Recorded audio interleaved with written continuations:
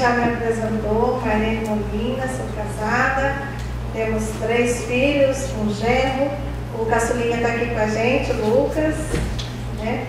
E Deus tem nos dado o privilégio de servi-lo há 23 anos. Há 23 anos estamos ali na Central servindo o Senhor, conhecendo esse grande amor de Deus na nossa vida. E eu quero agradecer também a Deus a oportunidade de estar aqui junto com vocês. Eu já estive aqui algumas vezes com o pastor Ezequias. Quem que é do tempo do pastor Ezequias aqui? Isaías. Ai, desculpa, é isso mesmo. Ainda bem que você me perdoa por isso. Não é achar que eu estava mentindo, né? É o nome do pastor. Mas é isso mesmo, desculpa. E graças a Deus que Deus tem nos levantado assim dessa maneira. Eu agradeço também a vida do pastor Serafim, a Beth, né, por nos acolher aqui com tanto carinho, dando a gente a oportunidade de falar da palavra de Deus para vocês. Glória a Deus por isso. Deus tem me levantado para falar sobre vários temas dentro da igreja com relação à palavra dele. Eu tenho sido levantada para falar às mulheres.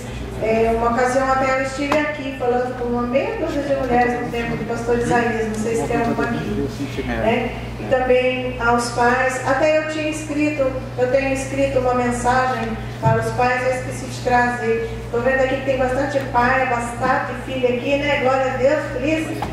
Seria interessante também uma mensagem de despertamento para os pais, esqueci de trazer. Esqueci também de falar com o pastor, por isso que eu esqueci hoje. E Deus tem nos dado a oportunidade de falar para a igreja do Senhor Jesus, a igreja que tem, na verdade, esses dias um grande desafio de se tornar a igreja real do Senhor Jesus Cristo. Nós estamos enfrentando esse grande desafio nesses dias, porque, na verdade, se vocês todos estão atentos, nós estamos vivendo tempos diferentes, tempos de grandes desafios, tempos que, se você está atento, você está vendo pelas notícias, não é? Percebendo aí um sistema revolucionário sendo implantado rapidamente, destruindo princípios e valores cristãos e, infelizmente, com muitos e muitos seguidores. Nós temos visto isso acontecer e eu acredito, Igreja do Senhor Jesus Cristo, que é chegada a hora da Igreja do Senhor tomar o seu lugar. Eu glorifico a Deus com tantos jovens aqui, porque esta é a tua geração, jovem. Essa é a tua geração, é a tua chance, é a tua oportunidade. Se você está aqui, já considere-se amado do Senhor, escolhido do Senhor para esta geração, para esse tempo difícil que está se levantando na terra. Tá? Então, eu glorifico a Deus por vocês. É chegado o tempo, igreja, é chegado o tempo. Não há mais o que se esperar. Eu acredito que nós estamos vivendo um tempo onde nós temos que nos posicionar como um povo, como uma nação separada, como um povo exclusivo de Deus.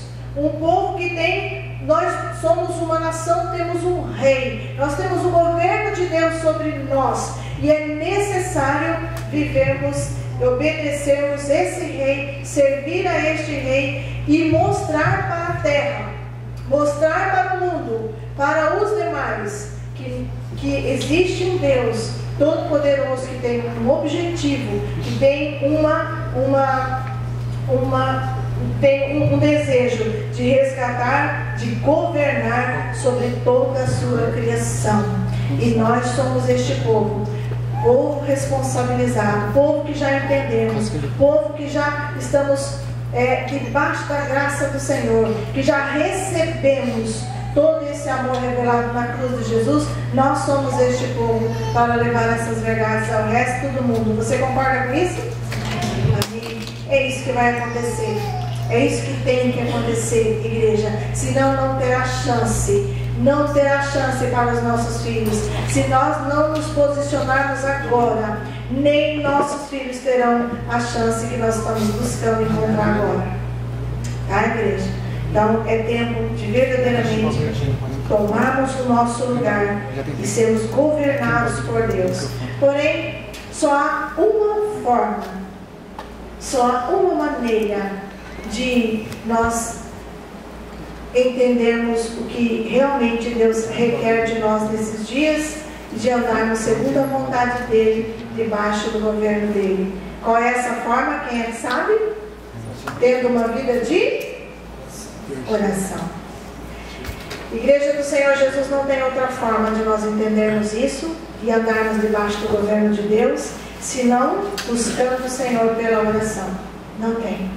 Deus fala conosco do jeito que Ele quer, da maneira que Ele quer, da forma que Ele quer. Mas nós só temos uma maneira de falar com Deus, pela oração. E é nisso que nós vamos falar um pouco aqui, nessa noite. E nós não vamos aqui ensinar você a orar, nem vamos falar do que jeito você deve orar a oração que agrada a Deus. Mas eu quero despertar você, igreja, a fazer a oração, não fazer a oração que desagrada a Deus. Nós estamos, com certeza, você já ouviu algumas ministrações sobre oração, com certeza já. Normalmente o que nós aprendemos é como agradar a Deus pela oração. A oração que agrada a Deus. A oração que agrada a Deus é dotada, ela é regada de obediência, ela é regada de renúncia, uma série de coisas. Mas hoje nós não vamos falar sobre oração que agrada, mas a oração que não agrada a Deus. É o que tem dominado a igreja.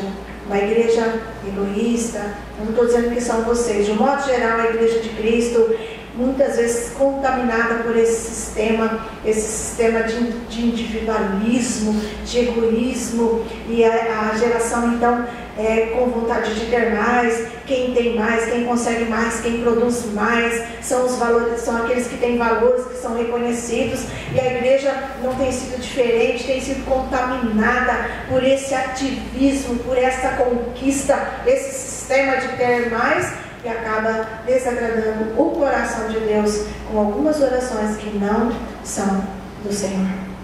Vamos orar?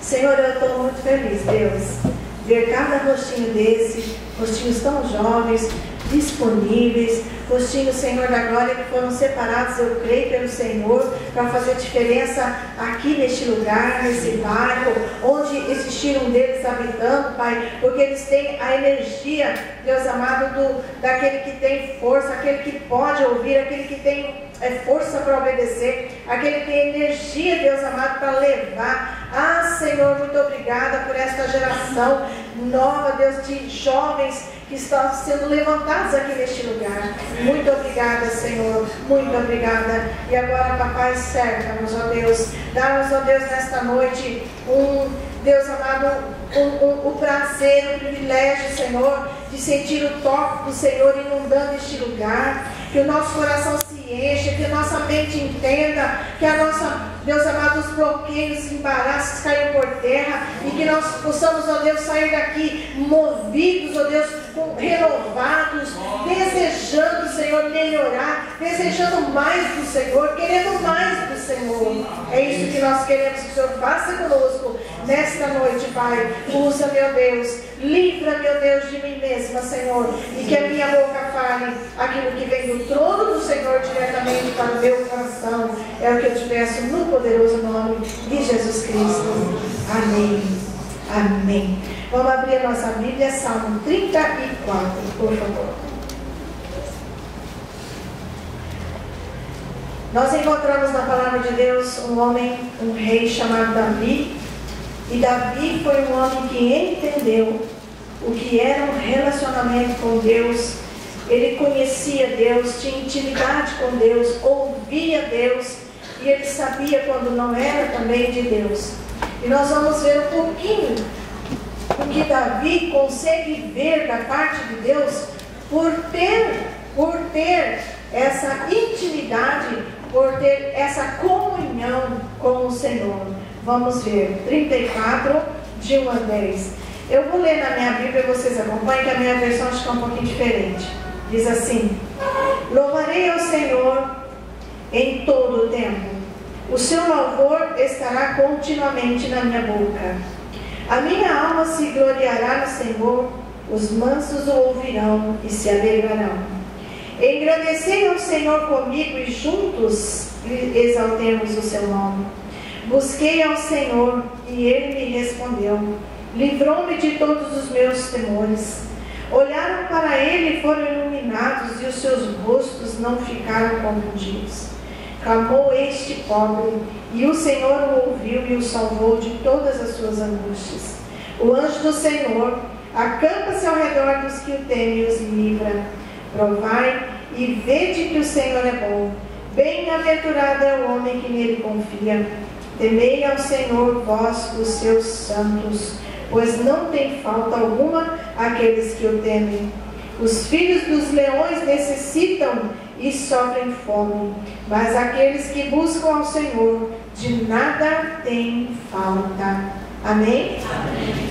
Olha como Davi foi sensível ao Senhor, como que ele percebeu os feitos de Deus, o mover de Deus, e como que ele não só viu, mas como ele multiplicou aquilo que ele sentia e via, como ele sentia no coração de chamar as pessoas e falar: venha, vamos juntos exaltar o Senhor. Como Davi teve sensibilidade para perceber que mesmo os leões, que é considerado o animal mais forte e poderoso entre as feras, mesmo os filhos deles passam fome, mas aqueles que servem ao Senhor, que buscam o Senhor de todo o coração, não tem falta de nada. Davi foi sensível. Igreja do Senhor Jesus Cristo, nós temos que pedir essa sensibilidade para o Senhor nesses dias. Nós temos que falar: Senhor, abre os nossos olhos espirituais. Eu quero ver onde o Senhor está, onde o Senhor está trabalhando. Quantas pessoas frustradas estão dentro das igrejas porque pedem coisas para o Senhor, não sente a resposta do Senhor, não conseguem ver onde o Senhor está trabalhando, ficam frustradas, desanimadas, se afastam às vezes. Davi foi sensível, e eu quero declarar que esta igreja vai ter a sensibilidade de Davi, amém? Para ver todas as obras do Senhor, onde Deus está trabalhando, porque isto te fortalecerá, isso te levantará, isso te fará um vencedor, uma vencedora. Quando os seus olhos estiverem postos no Senhor, você verá tudo que Ele estiver fazendo, amém? Mesmo que o que Ele estiver fazendo ainda não estiver de acordo com aquilo que você está pedindo. A palavra de Deus diz em Jeremias 29:11: eu é que sei que pensamentos tenho a vosso respeito, pensamentos de paz e não de mal, para vos dar o fim que desejais. Deus está trabalhando o tempo todo. Deus trabalha em favor dos seus filhos, da sua criação dos seus filhos, o tempo todo. Nós não conseguimos ver, porque muitas vezes nós estamos presos em nós mesmos. E nós vamos falar sobre 3 orações que nos afastam do Senhor. Nos afastam do Senhor, não nos aproximam. São três características que muitas vezes nós achamos até que nós temos razão de estarmos assim, mas estamos nos afastando, deixando de ver os feitos do Senhor. Primeira oração que nós não devemos fazer, igreja, é uma oração obrigatória. Quantas pessoas oram porque no culto se prega sobre oração? Ora porque nas reuniões, nas células, todos os lugares estamos falando sobre oração, a necessidade da oração. Você conhecerá o coração de Deus pela oração, você vai receber resposta da sua causa pela oração, mas as pessoas não sentem alegria em orar, oram por obrigação. Quantas pessoas estão assim dentro da igreja? Só a gente parar e perguntar um pouquinho: como está a sua vida de oração? Mas eu vou começar. Você conseguiu orar? Eu orei 2 vezes essa semana, não consegui orar mais. Mas por quê? Não senti. Eu só oro se eu sinto vontade. Se eu não sinto vontade, eu não oro. E assim vai. Aí fica aquela cobrança, a pessoa acaba buscando Deus como que por obrigação. Querida igreja, essa oração não agrada o coração de Deus. Vamos ver. Característica de uma pessoa que ora, mas ora por obrigação. Ela ora, mas não ora com vontade de orar, ora sem alegria. A pessoa que ora por obrigação, ela não tem alegria em buscar o Senhor. O grande desafio aqui, segundo a experiência de Davi no versículo 8, diz o quê? Provai, como que diz aí? E vede que o Senhor é bom. Mais do que feliz, bem-aventurado é o homem que em Deus confia. O segredo para você, se você está passando por essa fase na sua vida, de orar por obrigação, de orar porque você precisa, você não quer mentir quando alguém te perguntar, mas você faz aquela oraçãozinha assim que vai na força mesmo. Se você estiver passando por essa situação, eu quero dar algumas não é conselho, mas eu quero falar para você sobre o que eu vi na vida de Davi. Davi experimentou de Deus. Davi provou de Deus. Então o segredo nessa situação é: queira provar de Deus. É como uma fruta. Alguém gosta, muitas pessoas usam a questão da laranja. Eu posso estar chupando uma laranja aqui e falar para vocês, gente, que laranja deliciosa, tá docinha, tá deliciosa. E você pode até desejar provar a minha laranja, mas se você não provar, você não vai saber o gosto que tem. Muitas vezes, aquela oração por obrigação é aquela oração que você faz porque você sabe que é bom, que alguém vai te cobrar e você não vai mentir, mas você não sabe o gosto que tem. O segredo aqui é provar desse Deus com o desejo de sentir esse Deus. Amém?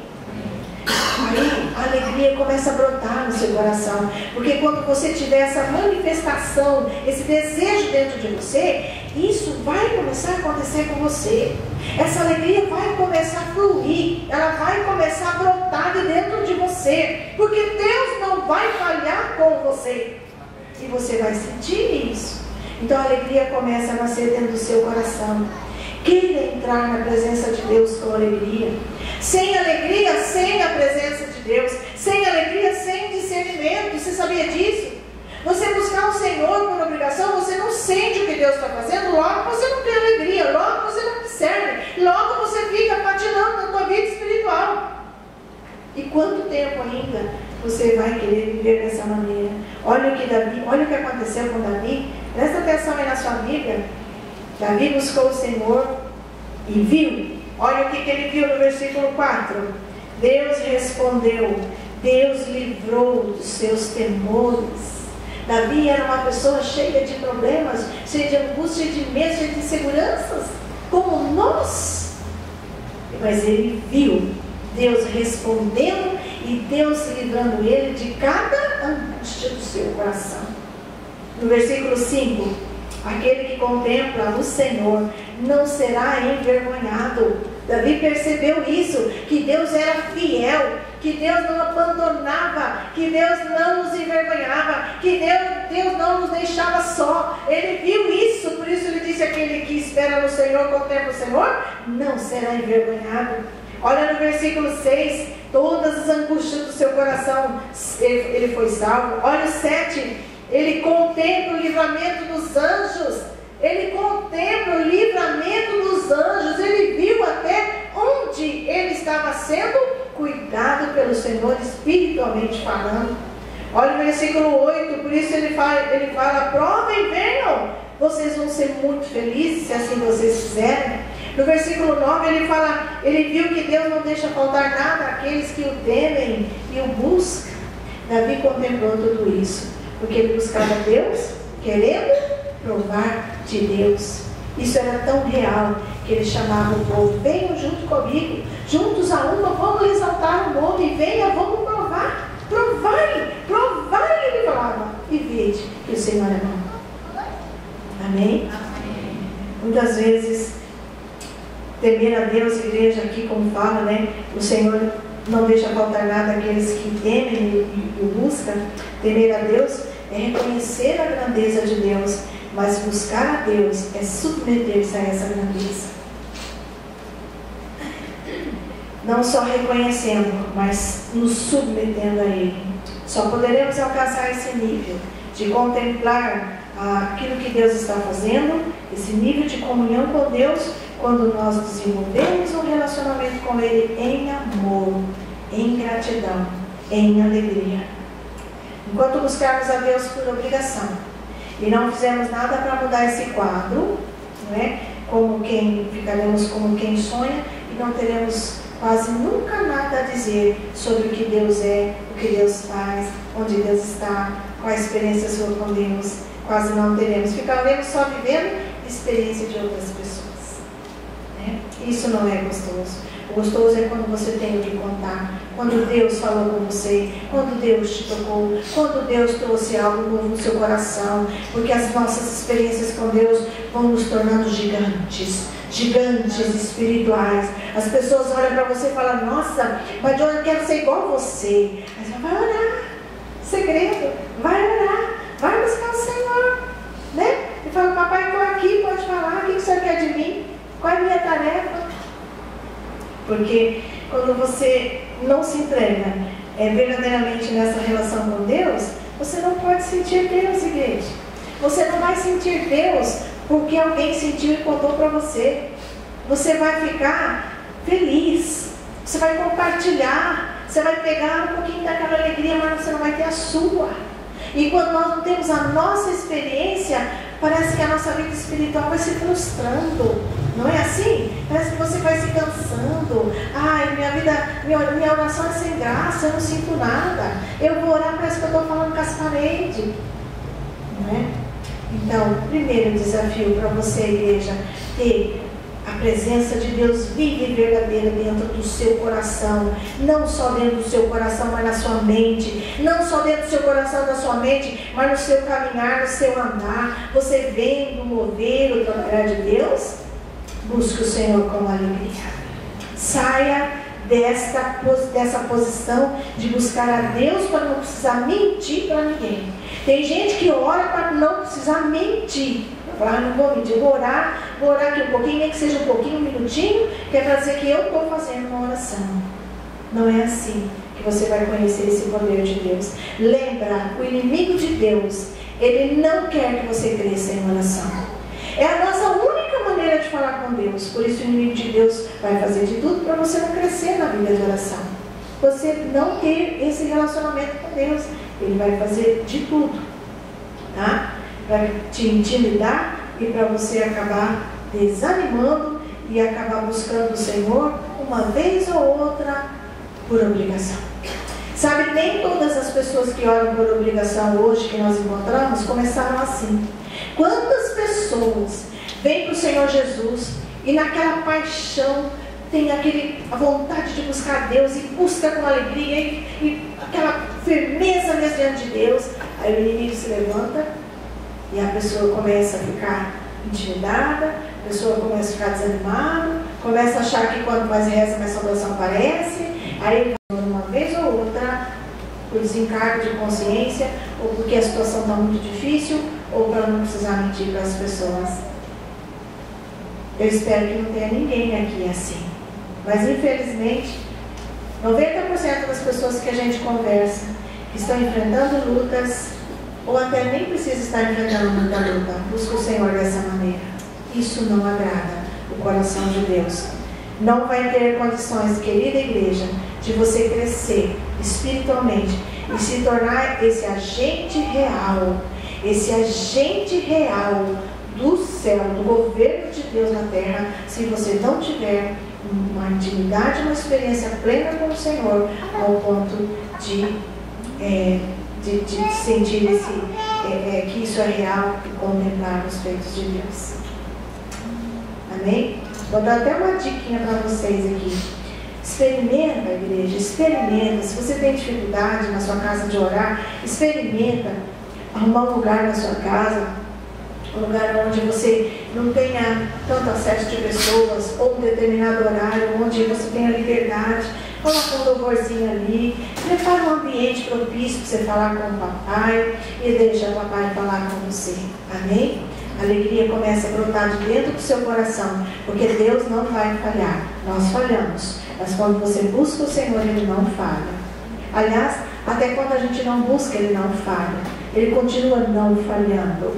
Mas o que eu preciso e o que você precisa é sentir esse toque de Deus para nos levantar com alegria, discernimento para contemplar os feitos de Deus. Amém? Segundo, uma outra oração que nós não devemos de jeito nenhum fazer, não agrada o coração de Deus, é aquela oração egoísta, baseado nas conquistas deste mundo, baseado em ter e mostrar. Esse tipo de oração tem sido muito usado dentro de muitas igrejas. Não condeno que seja assim com a gente. O Senhor conhece o nosso coração e Ele sabe quando o nosso coração, a procedência dele é para nosso próprio prazer, aquilo que a gente pede, ou é quando nós queremos glorificar a Deus. A oração que agrada a Deus, igreja, não é aquela oração que eu faço requerendo para mim alguma coisa. A oração que agrada a Deus é aquela oração que eu faço para Deus, deixando que Ele me peça o que Ele quer. É essa oração que agrada o coração de Deus. Enquanto eu estou fazendo uma oração para requerer para mim, eu estou com egoísmo no meu coração. Outra coisa, eu não estou falando de buscar a Deus nas necessidades.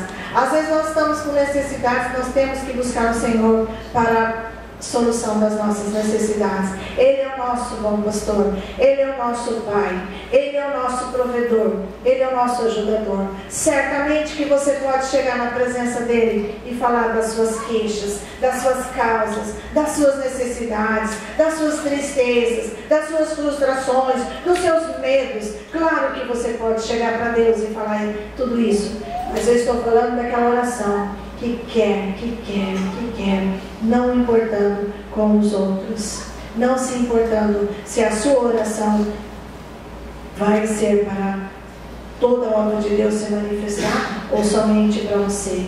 Pessoas que buscam só por causa dos seus problemas, pessoas que estão presas na sua dor, na sua vontade, na sua necessidade, sem se importar que também mesmas dores, mesmas necessidades estão tomando muitas vezes a situação de outros irmãos nossos. Fui ministrar esses dias num lugar, aí eu contei um pouquinho do meu testemunho. Quando eu terminei, uma senhorinha já de uns 70 e todos, eu acho, não sei, bem senhorinha mesmo, chegou para mim e me abraçou e disse assim: eu estou muito humilhada. Na hora eu até senti um negócio assim, né? Eu falei, nossa, será que eu ofendi a irmã? Fiquei até olhando para ela assim com uma cara de quem, o que vem agora, né? Fiquei esperando. E ela disse isso. Eu disse, irmã, mas em vez da irmã sair feliz, a irmã está saindo humilhada. Eu disse, estou muito envergonhada. Eu estou muito humilhada. Sabe o que ela disse para mim? Eu passei a minha vida inteira buscando o vento. Disse, irmã, por que a irmã está falando assim? Ela falou assim, porque eu me preocupei com coisas muito pequenas que eram só para mim. É triste você chegar no final da vida com esse sentimento no coração. Eu acho. Eu não quero isso para mim, né? Por isso estamos aqui para falar sobre isso. Quando você pedir algo para papai, lembra que é pai nosso. Lembra disso.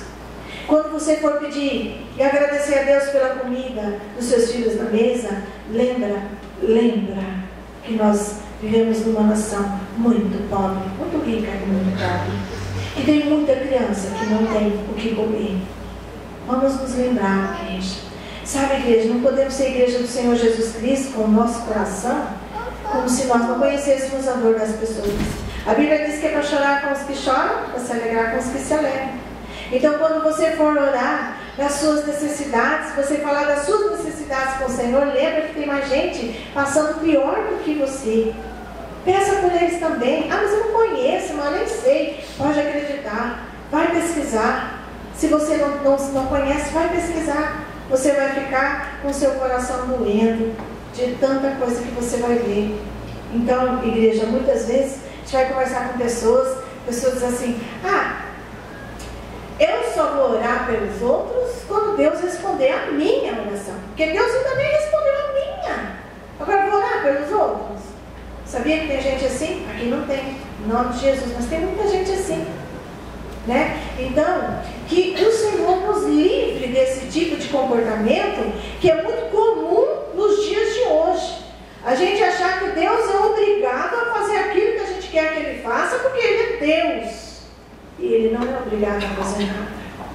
Se o Senhor tocar o seu coração, se o Senhor responder o anseio profundo do seu coração, você será tocado para fazer a vontade de Deus e sair desses atos egoístas, dessas coisas que muitas vezes você e eu temos e não percebemos.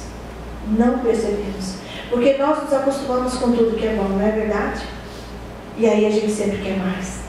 A gente não tem essa facilidade de olhar ao nosso redor e ver que está tudo bem comigo hoje, mas não está tudo bem com a minha irmã, não está tudo bem com o meu irmão. Nós temos que ser tocados por Deus para isso. Igreja, se você quer ser usado por Deus, se você quer ser esse gigante na fé que honra o seu Deus e que contempla tudo, você tem que observar essas coisas. O teu coração tem que ser molhado pela água do Senhor. O que você deve fazer? Você deve pedir para o Senhor tomar a sua causa assim nas suas mãos, mas pedir que o governo de Deus venha sobre você.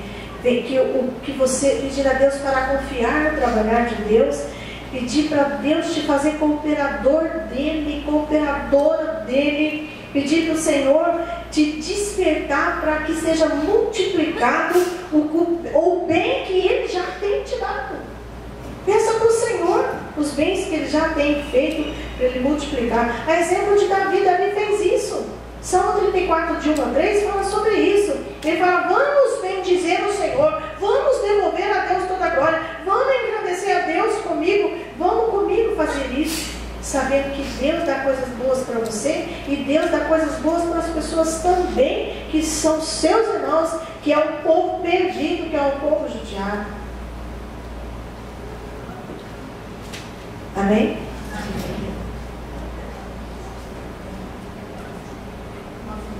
Aquele relógio está parado. Eu estou confiando lá, 8h10, ó. Eu ia aqui até as 2 horas. Muito bem. Pedir a Deus que regue o nosso coração com essa água santa, que nos faça sensível à dor das pessoas, não só os nossos problemas, interceder pelas pessoas que sofrem, desamparadas, pessoas sem direção, pessoas sem rumo. Enquanto isso, Deus estará trabalhando para você. Amém? Não devemos nos esquecer ao mesmo, Pai. Deus trabalha em especial para você, mas o que Ele faz para você ou através de você é para alcançar todos ao seu redor. Você confia nisso? Tudo que Deus te dá, Deus quer ser glorificado na sua vida, na sua família e ao seu redor. Sabia disso? Deus é assim. Deus faz assim. Ah, Maria, você sabe o que Deus é?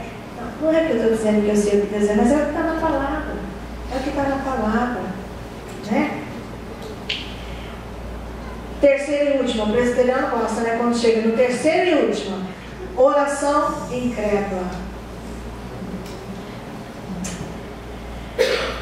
Quero falar um pouquinho mais sobre a oração do incrédulo. Presta atenção aqui, igreja. Quem é o incrédulo? O incrédulo, ele ora baseado na palavra de Deus, mas ele não acredita. Ele não tem sentimentos pela palavra. Soa como palavras artificiais. A característica de um incrédulo, presta atenção. O incrédulo, ele consegue acreditar somente no que normalmente aconteceria, no curso natural das coisas. O incrédulo, ele não acredita que é problema, ele acha que todo mundo passa por isso, é o curso da vida, é assim mesmo, é assim que ele pensa. Normalmente ele passa uma expressão de segurança, de autocontrole, mas na dificuldade ele é o primeiro que se desequilibra, ele é o primeiro diante de um problema. O incrédulo tem medo do desconhecido, tem medo de crer e de se arrepender de crer. O incrédulo, ele tem medo que a vontade de Deus não seja tão boa quanto a vontade dele. O incrédulo sempre põe a culpa em alguém ou em alguma situação. Normalmente o incrédulo, igreja, aqui que eu queria que você prestasse atenção, ele não escolhe ser incrédulo. Ele não é incrédulo porque ele escolheu ser incrédulo. Mas os bloqueios que o prendem são mais fortes do que ele. Ele prefere ignorar a sua incredulidade do que afastá-la. Ele prefere se esconder atrás da incredulidade. Por que eu estou falando sobre incredulidade? Toda família tem um incrédulo ou mais. Toda família tem. Aí, o que a família faz? O que os crentes, aqueles que estão firmes, o que eles fazem? Vai para lá. No tempo de Deus, eu não vou nem orar mais, não vou gastar meu tempo. Não acredito. Por que eu vou gastar meu tempo? Não acredito. Eu quero trazer um desafio para você, igreja do Senhor Jesus, que está entendendo a necessidade de sermos os agentes reais da cultura do céu na terra. Os incrédulos precisam da nossa ajuda. Eles precisam da nossa compreensão. Os incrédulos precisam do nosso amor. Eles precisam. Você não pode abandonar o seu querido, a sua querida, que faz parte do seu próximo mais próximo, porque é incrédulo. Você não pode abandonar. Os incrédulos precisam, na verdade, o que eles devem fazer? Se tem algum aqui, porque os incrédulos estão no nosso meio com cara de crente convicto. Mas quando eles estão sozinhos, quando eles estão com a realidade deles, eles sabem que eles não acreditam. Eles querem, mas não conseguem acreditar. Mas eles querem. O que nós temos que fazer? O incrédulo precisa fazer e nós podemos ajudá-los. Primeira coisa, tem que confessar a sua incredulidade. Por isso que eu gosto muito dessa questão da gente ir para o quarto, como diz a palavra de Deus, fechar a porta atrás de nós e orarmos em secreto. Porque ali, no nosso lugar secreto com Deus, a gente pode falar tudo que nós desejamos falar com Ele. Inclusive, dizer para o Senhor: Deus, eu não consigo acreditar na Tua palavra. Eu oro por obrigação. Eu quero mesmo que o Senhor faça o que eu preciso para eu poder acreditar no Senhor. O incrédulo precisa confessar isso para Deus. O incrédulo precisa reconhecer que é um problema que ele enfrenta. É ele que tem essa aflição no coração. É ele que precisa de ajuda. É ele que tem esse problema. Normalmente o que acontece é que ele fica transferindo. Eu não acredito por causa de você. Olha o seu jeito. Eu não acredito por causa do pastor. O pastor não ajuda a gente. Eu não acredito por causa da sua mãe. A sua mãe é crente, olha o jeito que ela faz. É por aí.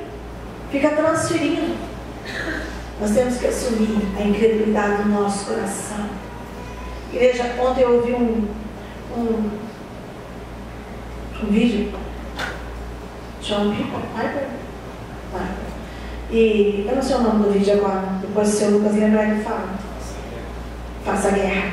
Quem já ouviu esse vídeo? Faça guerra.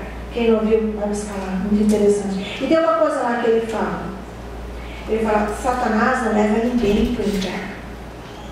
O que nos leva para o inferno, o que leva alguém para o inferno é o nosso pecado. É o nosso pecado que nos afasta de Deus. É o nosso pecado que nos leva para o inferno. Não é Satanás. Satanás não faz buraco. Satanás não tem poder de fazer brecha. Ele pega a brecha que a gente dá.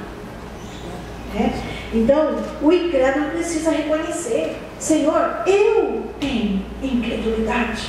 Não é culpa de ninguém. Não adianta transferir. Nós temos que chegar diante de Deus e falar: Senhor, eu tenho muita dificuldade de acreditar nessa palavra. Eu acredito em algumas folhas, eu acredito em algumas situações, mas tem muitas que eu não consigo acreditar. Eu não me entrego, eu não me dou, eu não consigo. Tem um bloqueio, algo me prende, eu não consigo. A partir do momento que você começa a confessar, sua incredulidade diante de Deus, você começa a ter o exercício da fé operando. O contrário da incredulidade, o que é? Fé, não é? E a palavra de Deus garante lá em Romanos 12, versículo 3, que cada um de nós recebemos da parte de Deus uma porção de fé. Então, há pessoas que acreditam, essa fé, ela é liberada, queridos. Você acreditando na palavra de Deus, nas promessas de Deus ou não, essa fé é liberada. Só que algumas pessoas liberam essa fé em coisas: dinheiro, cultura, espada de São Jorge, a ruga da orelha, sal grosso, né? Tem pessoas que liberam essa fé em coisas.